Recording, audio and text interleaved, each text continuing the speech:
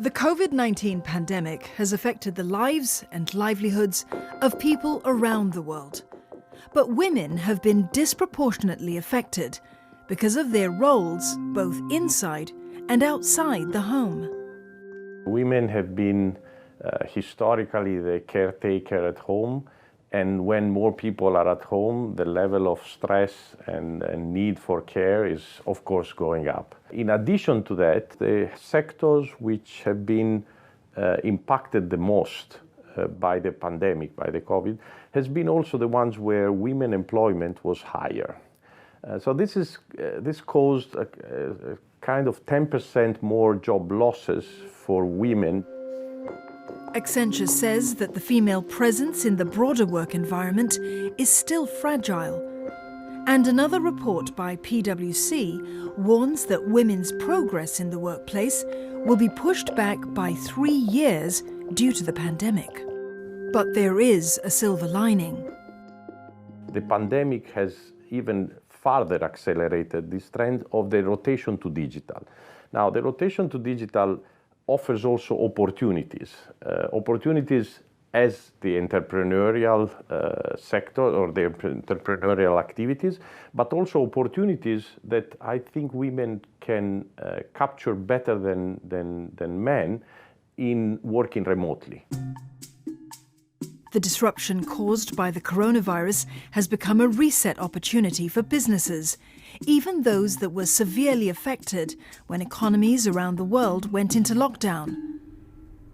Entrepreneur Jumaya runs a food media company.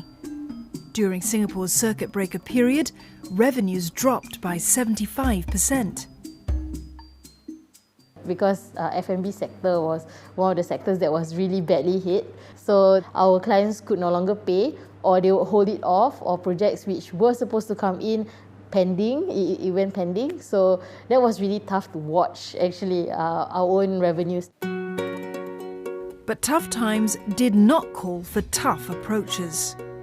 A very common business problem is like client not being able to pay. You can approach it in a way that is very aggressive. You can hire debt collectors and stuff like that.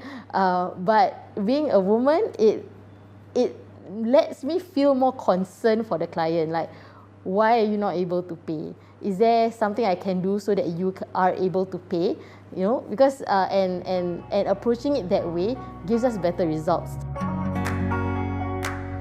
The company was able to leverage on its digital processes to help its food and beverage clients transition to the online space. In 2020, revenues increased by 30% year on year.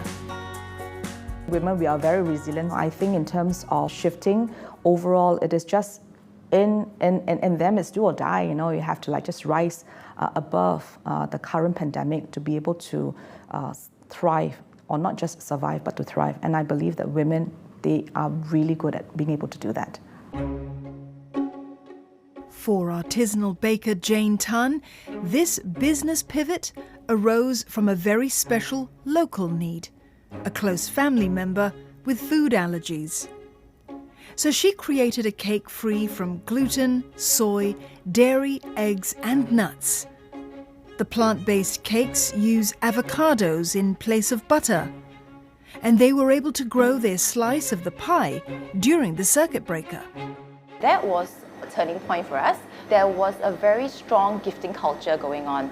So during that period, a lot of people did order the cakes to gift it to their friends. So the sales before the pandemic and after the pandemic was almost 100% increase.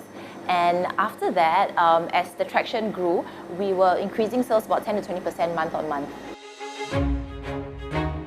Experts say that it isn't just individual businesses that can benefit from such turning points.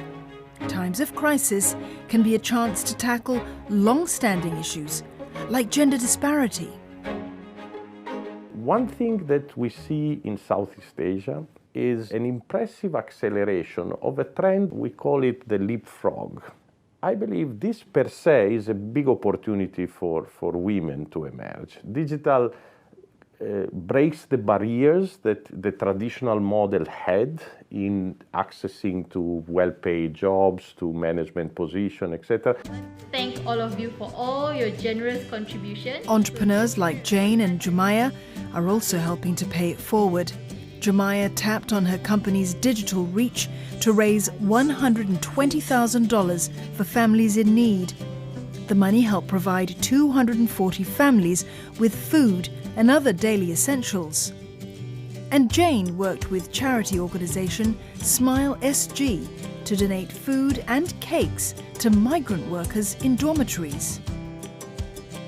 Greater participation as well as the parity for women in business is vital, not only to economic recovery, but definitely they will create a greater impact to the societal and cultural advancements overall.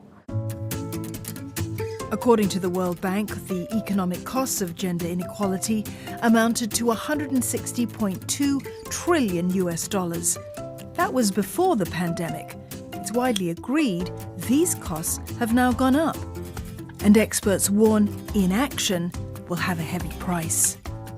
The cost to society of not supporting women is actually greater than supporting them overall. So overall, I would say it's important to narrow the gender gap in business ownership, and it actually, even access to education will pave a long way for women to help overall economy to rebound post-COVID with stronger and more equitable, sustainable growth.